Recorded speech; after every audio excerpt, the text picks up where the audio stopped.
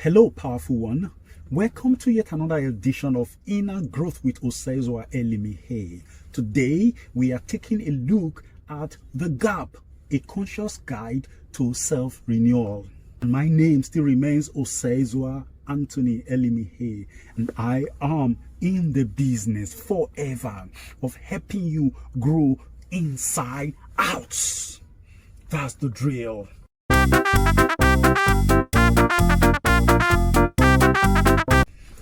Yes. Now, the last time we're talking about you not being your thoughts, not being your emotions and your feelings. That's good. Today, we are taking it a little bit further. You are not what you think. Now, this is it. I have distinguished between thinking and dwelling in thought. Okay? Thinking and dwelling in thought are two different things. They are licenses. You have a license to think. You have a license to dwell in thought. But this is the beautiful one.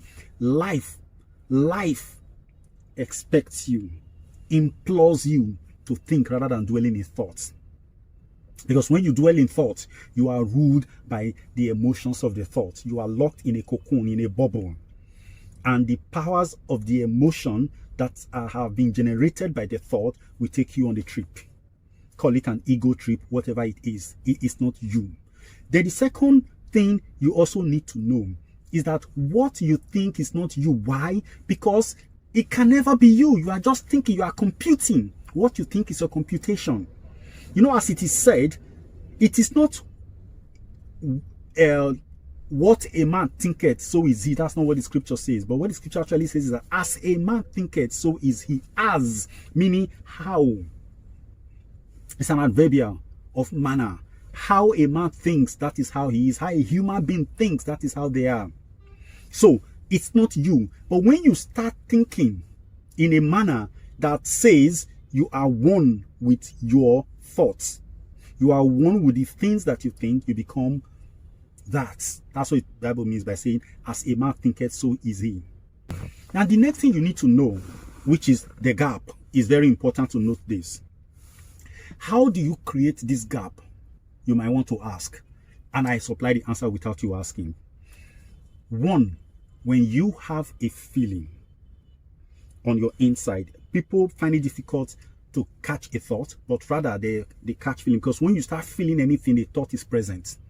Okay, for instance, if you feel anger, if you feel anger in your system, please do not say I am angry. Just say I feel anger, I sense anger. Just like you don't say I am hungry, say I feel hunger, I sense hunger. Because these are not you. Because when you say I am, you are making yourself one with your body.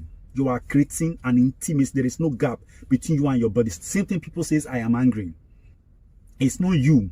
It is a program that is running.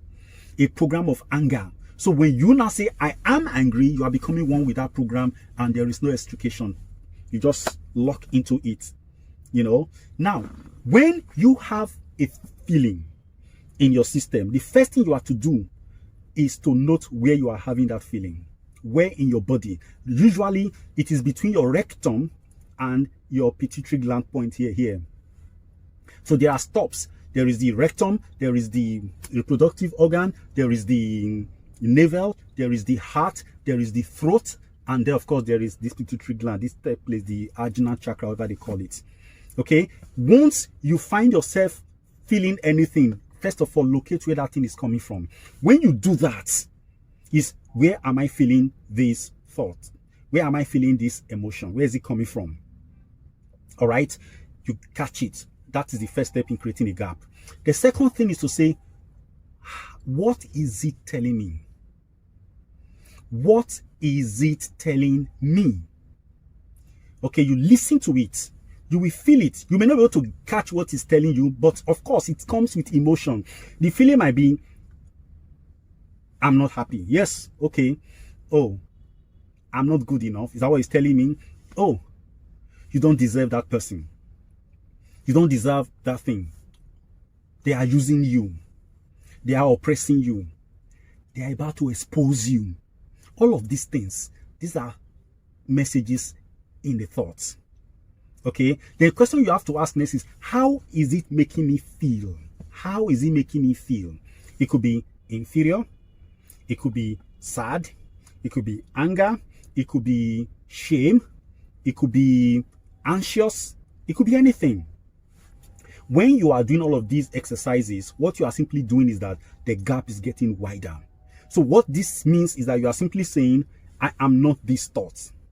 That's the first thing. Then, I need to distinguish right now between emotion and feeling, because it has been going on. People think that sometimes we are even tempted, even I'm tempted to think that emotion and feelings are one. They are not the same thing. Two different things. Now, this is it. Feelings, okay, are your system. They are the way your systems alerts you to a thought. Okay? Now, these alerts are in two forms. One is the system is asking you reject these thoughts or accept, embrace these thoughts. That's what a feeling is. What do you feel about this thing? Yes, a feeling. But this is it. If you respond to the feeling by doing either of the two, A, accept, B, reject, whichever one you do, you are enslaving yourself. You are being trapped. It is a game that life plays on every human being. Okay, so what you are to do is to do neither. Be neutral. Don't take side. Do you know why? Good. The reason you cannot respond to this seduction of feelings is, one, feelings are coming from your past. They are judgment, likes or dislikes. They are judgment based on your past experiences of the same things or something that looks like those things in the past. So on the basis of those judgments, the feelings are coming and saying, this thing is not good for you, or this thing is good for you. It is a mechanism of the mind to tie you to what it is used to. Which mind are we talking about? We're talking about the subconscious mind, the ego, to tie you to the past. The ego does not want new things, does not want development. He just wants to stay where it was. You know, he likes old feelings. He likes things that he had experienced. Do you know why? It is in love with the past because it has tested and proved it. Ego is not interested in breaking new grounds. He just wants you to stay there. Why the intellect wants to go to the future, he wants to get something new, quick. They are both positive, they are both powerful entities in your system, but you must not give them the freedom to roam at your own expense. So when the feeling comes, it is the ego at its best, telling you what to do on the basis of past judgments. Now, this is it. If you respond by accepting the invitation to either accept something or to love something or to hate something or to reject something, you are locked in. Guess what? Every single thought in your system is a splinter of somebody else's existence. It is somebody else's emotion that have been sent into your life through thoughts. And when you accept it, you begin to see the world through the eye of that emotion, through the eye of that thought. Now, this is it. You have so many thoughts in your system, come from so many places, coming from, you know where they can come from. The media, your elders, your community, your father, your teacher, people that you trusted in life. They just, all these things are coming, your employers, all of them. People you have dated, your wife, your husband, your ex, your children.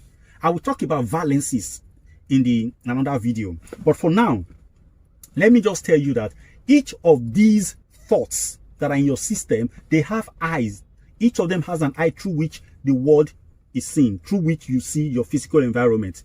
And when you accept, you keep accepting all of them, thought of goodness, thought of happiness, thought of things you've enjoyed in the past, you pick them in. What do you now have? You have multiple thoughts, each with its own eye. You have multiple eyes in your system.